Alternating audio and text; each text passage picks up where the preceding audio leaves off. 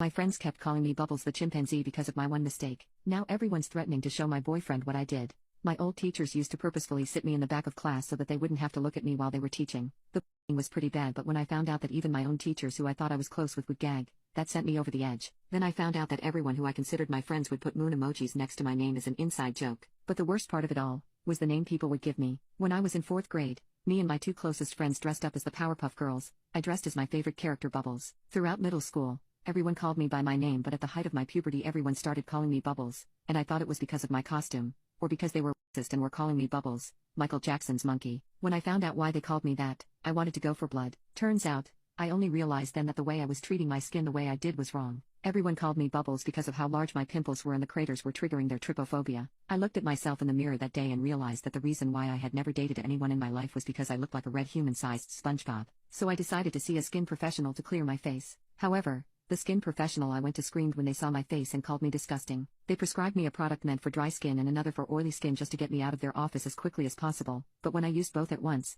I damaged my skin barrier. My skin wasn't just full of oozing pimples and holes, now it was full of rashes, to the point where I looked like Freddy Krueger. When I went to them about it, they accused me of making up my entire story and purposely using it on my face to cause this reaction. When I disagreed, they ordered security to throw me out. The security guards wouldn't even touch me in fear of catching my acne. I went home that day entirely humbled. No one wanted to be near me because of my disgusting face, and I couldn't even get help for it. I decided that if I didn't fix it myself within the next month, then I needed to accept that I'll never be conventionally pretty. So I tried every top brand on the shelf, mixing anything that could possibly work on my skin. I came out with peeling skin by the end of the month, and no hope for life. Well, that was until I saw an ad in the paper for a skin professional who had gotten rid of a pimple the size of a newborn baby. It felt like I had a shot at something new, an opportunity to have real connections. So I made an appointment and begged the skin professional to do something to help. They first determined my skin type by having me hook my pointer finger and lightly run it across my lower cheek and down to my jawline. Basically, the rule of thumb is, if you hear a noise and feel a bumpy texture where you don't have acne, then you have dry skin. Another way is to drag your finger down your nose, and if it's greasy,